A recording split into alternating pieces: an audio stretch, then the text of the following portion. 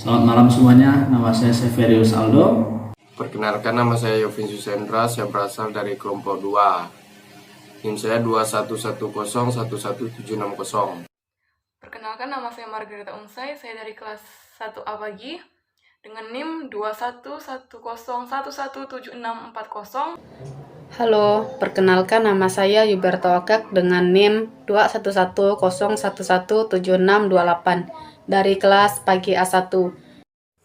Perkenalkan, nama saya Rahmi Putri Irmadani, NIM saya 2110117621. Saya akan menjawab pertanyaan nomor 1. Bagaimana pandangan tentang ISIS yang menguasai Afghanistan dalam konteks ilmu negara? Yang A, jelaskan pandangan menurut kitab suci. Yang B, dasar hukum masing-masing agama. Taliban mengambil alih kekuasaan Afghanistan sejak Agustus tahun 2021. Namun di pertengahan November 2021, dilansir dari berita konten, PBB melaporkan bahwa ISIS muncul hampir di seluruh provinsi Afghanistan secara signifikan. Laporan ini disampaikan setelah beberapa jam ISIS mengaku bertanggung jawab atas 2 ledakan di Afghanistan. Sejak pengambil alihan Taliban, kekerasan kerap terjadi dan kian meningkat. Pemberontakan demi pemberontakan dilakukan ISIS, yaitu ingin merebut serta memperluas wilayah kekuasaannya, kemudian digabung dengan wilayah lain yang telah dikuasai. ISIS juga memiliki cita-cita menciptakan kekhalifahan di masa sekarang. Dengan pemberontakan, ISIS ini sebenarnya sangat mengancam kehidupan bernegara pasca mengambil alihan kekuasaan di Afghanistan oleh Taliban. Kekerasan ISIS di Provinsi Nangarhar sangat terasa dengan serangan yang hampir setiap hari diklaim oleh ISIS. Demi mempertahankan kekuasaannya, Taliban juga melakukan serangan malam terhadap ISIS di provinsi tersebut. Taliban juga melakukan serangan malam terhadap ISIS yang mengakibatkan ratusan orang ditangkap dan ditemukan tewas dalam penyerangan. Tindakan Taliban ini mendapat protes dari penduduk. Karena menurut mereka tindakan Taliban ini merupakan pelanggaran HAM karena mereka tidak mengenal daerah tersebut dan tidak memiliki informasi intelijen mengenal ISIS. Taliban membunuh siapa saja yang mereka curigai bekerja untuk ISIS. Washington Post melaporkan hanya sedikit pejuang Taliban yang memiliki pelatihan atau pengalaman yang diperlukan untuk melakukan operasi berbasis pesisir di daerah perkotaan. Tentu, serangan demi serangan, ISIS ini membahayakan dan mengancam siapa saja, apalagi Afghanistan baru diambil alih oleh kekuasaannya. Di tengah kondisi ekonomi dan politik Afghanistan yang belum stabil akibat pengambilan alih kekuasaan serta PBB yang mengingatkan tentang bencana kemanusiaan, tentu seharusnya penderitaan masyarakat Afghanistan menjadi perhatian masyarakat internasional. Jawab soal yang A. Di dalam kitab suci mana saja tidak ada yang memperbolehkan peperangan atau permusuhan juga pertumpahan darah. Namun demi mempertahankan negaranya ini bisa disebut jihad dalam Islam. Tindakan teror meneror sangat dikecam. Jika konteks membela negara seperti kita memperjuangkan negara Indonesia, tindakan semacam ini di dalam Islam bisa disebut jihad. B. Dasar-dasar hukum agama pelarangan terorisme. 1. Alkitab atau kitab suci Katolik tidak memperbolehkan dan sangat melarang dan mengecamkan tindakan aksi terorisme atau bunuh diri dalam peperangan. Dan sebagaimana tertulis, bangsa Israel diperintah untuk menawarkan damai dulu dengan himbauan kepada seluruh kota sebelum diserang. 2. Kitab suci Katolik tidak memperbolehkan atau melarang aksi terorisme. Lebih baik damai, tapi jika situasi sudah begini, lebih baik berdoa mohon pengampunan. Yang 3. Penganut iman Kristen, Alkitab tidak membahas topik terorisme secara langsung.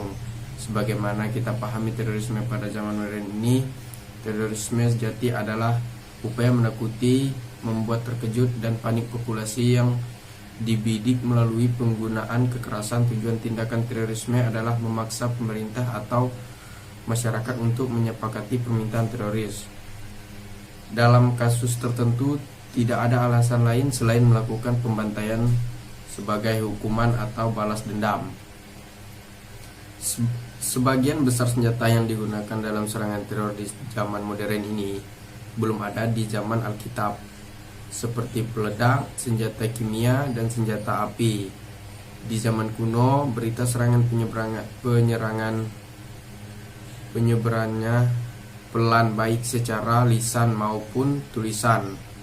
Terorisme sebagaimana kita kenali pada zaman ini berkembang karena adanya kemampuan menewaskan banyak orang secara tiba-tiba, serta penyerangan belum ada pada zaman Alkitab dituliskan.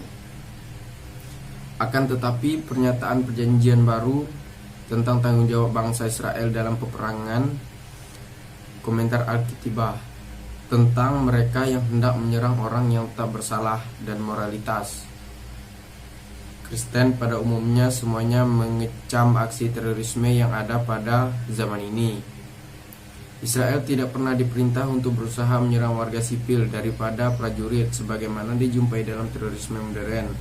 Bangsa Israel sering diperingatkan bahwa perintah untuk menyerang didasari oleh kefasikan musuh mereka, bukan kebaikan Israel sendiri. Terorisme tidak sejalan dengan ajaran Alkitab, baik perjanjian lama maupun perjanjian baru.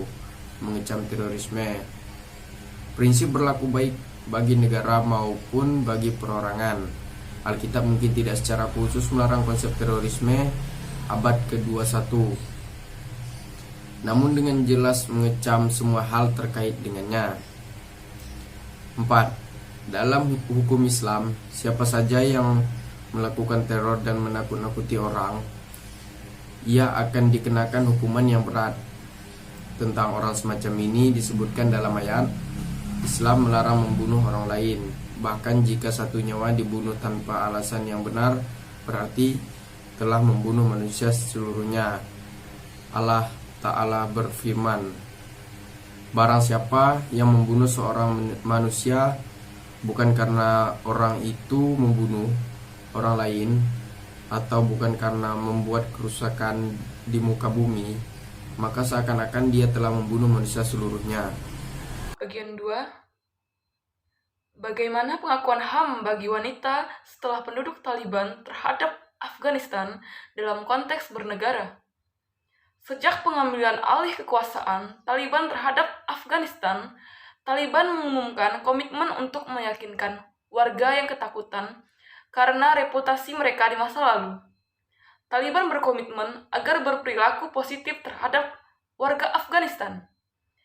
Isi komitmen Taliban yang disampaikan pada 16 Agustus pada tahun 2021 ialah dibagi menjadi 3. Yang pertama, membentuk pemerintahan yang inklusif. Yang kedua, menghormati HAM termasuk hak perempuan dan hak anak perempuan. Yang ketiga, dan tidak menjadikan Afghanistan sebagai tempat breeding dan training bagi terorisme. Hak perempuan akan dihormati, namun pada kenyataannya pada tanggal 26 Desember 2021, perintah larangan terhadap perempuan yang dicetuskan. Pernyataan ini dilansir dari media berita BBC News, pelarangan terbaru bagi hak perempuan. Mayoritas sekolah menengah tutup untuk anak-anak perempuan, sementara sebagian perempuan telah dilarang bekerja. Organisasi HAM, Human Rights Watch, mengatakan bahwa pelarangan ini semakin mewujudkan realitas penjara bagi kaum perempuan. Heather Barr, Direktur Hak-Hak Perempuan, mengatakan kepada kantor AFP bahwa larangan ini menutup kesempatan bagi perempuan untuk dapat bergerak bebas atau dapat menyelamatkan diri jika mereka mengalami kekerasan rumah tangga. Bagi warga Afghanistan sendiri, pelarangan ini dinilai sangat tidak adil, seperti kembali pada masa Taliban memimpin di tahun 1996, memperlakukan peraturan ketat kepada perempuan. Taliban mengambil kebahagiaan kami. Saya telah kehilangan kemerdekaan dan kebahagiaan, ujar Fatimah, seorang bidan yang tinggal di Kabul. Tentu pengakuan Taliban terhadap hak perempuan di Afghanistan ini sangat tidak baik. Tidak adanya kebebasan bagi mereka dalam menjalani kehidupan berbangsa dan bernegara. Bahkan banyak perempuan anggota parlementer atau pemerintah yang melarikan diri. Taliban mengatakan larangan ini hanya sementara dan hanya ditetapkan untuk memastikan semua tempat kerja dan belajar aman untuk perempuan baik dewasa maupun anak-anak. Masyarakat internasional memberikan tekanan kuat serta protes terhadap Taliban. Mereka ingin Taliban menghormati dan mengakui hak perempuan sebagaimana pada tanggal 16 Agustus 2021. Indonesia sendiri, Menteri Luar Negeri Retno Marsudi dalam mendirikan konferensi tingkat Menteri Organisasi Kerjasama Islam atau OKI mengangkat 3 isu terkait situasi di Afghanistan yang kian memburuk. Salah satunya dari ketiga poin yang diajukan melalui ada 2 di poin kedua, yaitu Indonesia mendukung hak-hak perempuan di Afghanistan. Pentingnya Taliban agar membuat roundup untuk memenuhi janji atau komitmennya pada 16 Agustus 2021. Indonesia ingin janji Taliban pada 16 Agustus 2021 dapat dilakukan dan dapat alami kemajuan yang signifikan. Dan secara khusus, Menlu menyampaikan kembali harapannya mengenai penghormatan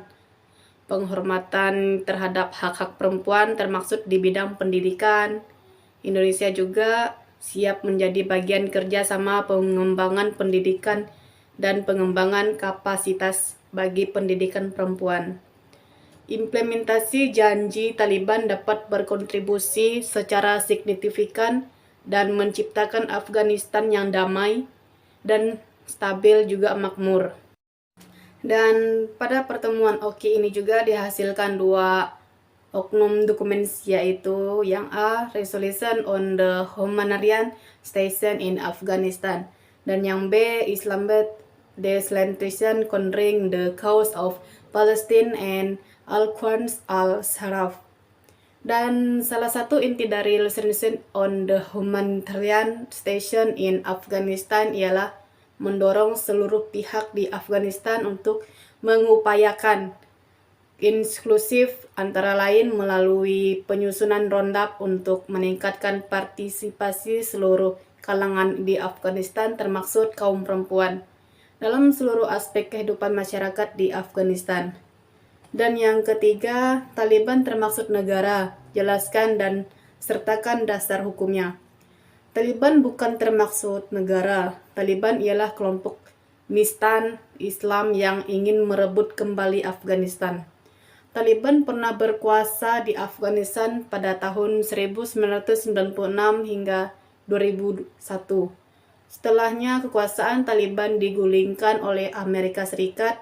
Pemimpin Taliban sebenarnya tidak memiliki posisi resmi di pemerintahan sementara, tetapi dipercaya memegang otoritas yang luar biasa. Selanjutnya, dalam pembentukan suatu negara tentu harus ada pengakuan de facto dan de jure. Pengakuan de facto ialah pengakuan negara terhadap negara lain apabila sudah memenuhi syarat seperti adanya wilayah, adanya rakyat, serta pemerintahan yang berdaulat. Sedangkan pengakuan de jure ialah pengakuan secara resmi oleh negara lain berdasarkan hukum internasional. Dalam konteks hukum internasional, negara dimanifestasikan atau terbentuk oleh setidaknya unsur-unsur yang sebagaimana tertuang dalam pasal 1 Konvensi Montevideo tahun 1993 tentang hak dan kewajiban negara. Lantas, apa saja isi dari pasal 1 Konvensi Montevideo 1993 tersebut? Yang pertama, a permanent population atau penduduk yang permanen. Unsur terbentuknya negara yang pertama adalah penduduk yang permanen. Jika membicarakan negara, maka sebenarnya yang dibicarakan adalah masyarakat atau manusia. Sehingga adanya manusia merupakan suatu keharusan dan manusia itu berbentuk kelompok masyarakat. Oleh karena itu, pengertian masyarakat tersebut menjadi pengertian rakyat, yang berarti lebih condong ke arah konsepsi politik. Pada umumnya, penduduk suatu negara terdiri dari dua tipologi. Yang pertama, penduduk yang merupakan warga yang di setiap negara mempunyai mayoritas dari jumlah penduduknya, di mana penduduk tersebut secara permanen di dalam wilayah tersebut dan memiliki hubungan khusus dan timbal balik dengan negara tersebut. Yang kedua, penduduk yang bukan warga negara atau penduduk asing, orang asing, atau yang bukan warga negara dan tidak mempunyai status kewarganegaraan. Selanjutnya, isi dari pasal 1 Konvensi Montevideo 1993 yang kedua adalah defined territory atau wilayah yang pasti. Unsur terbentuk yang kedua adalah adanya wilayah atau teritori yang pasti. Defined territory adalah suatu wilayah yang berfungsi sebagai tempat bermukim penduduknya. Suatu wilayah dapat dikatakan sebagai pasti atau tetap apabila wilayah tersebut mempunyai kejelasan batas-batas wilayahnya yang dituangkan melalui demarkasi dan delimitisasi batas wilayah. Pengertian wilayah adalah suatu ruang yang meliputi wilayah darat, laut, dan udara. Isi pasal yang ketiga ialah government atau pemerintah yang berdaulat. Unsur terbentuknya negara yang ketiga adanya pemerintah yang berdaulat. Penduduk yang mendiami atau bermukim di suatu wilayah hidup dengan mengorganisasikan diri mereka yang kemudian disebut negara. Agar dapat mengatur dan membina tata tertib dalam masyarakat, maka perlu adanya suatu kekuasaan. Kekuasaan ini dipegang dan dijalankan oleh pemerintah negara. Dan yang terakhir, isi dari pasal 1 Konvensi Montevideo 1943 adalah a capacity to enter the relation with other states, atau kemampuan untuk mengadakan hubungan dengan negara lain. Unsur terbentuknya yang terakhir atau yang keempat ialah kemampuan untuk mengadakan hubungan dengan negara lain.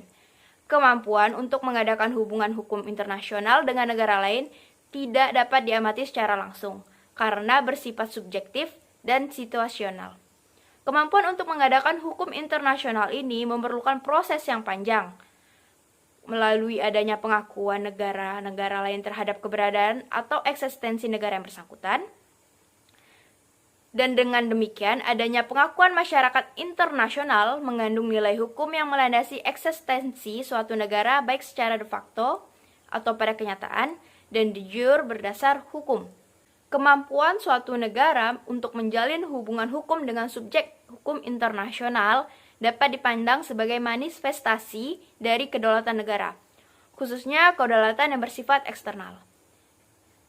Kesimpulannya, dari keempat isi pasal tadi, tentu pemerintahan Taliban ini mungkin secara de facto, secara wilayah, secara rakyat mereka ada. Namun pemerintahan mereka tidak berdaulat dan mereka tidak bisa menjalin kerjasama dengan negara lain karena pemerintahan yang berjalan saat ini belum secara resmi ditentukan. Dan secara de jure sudah sangat terlihat bahwa belum ada negara yang mengakuinya secara resmi. Jadi, Taliban ini bukan suatu negara, namun hanya kelompok militan yang menguasai Afghanistan saat ini. Terima kasih.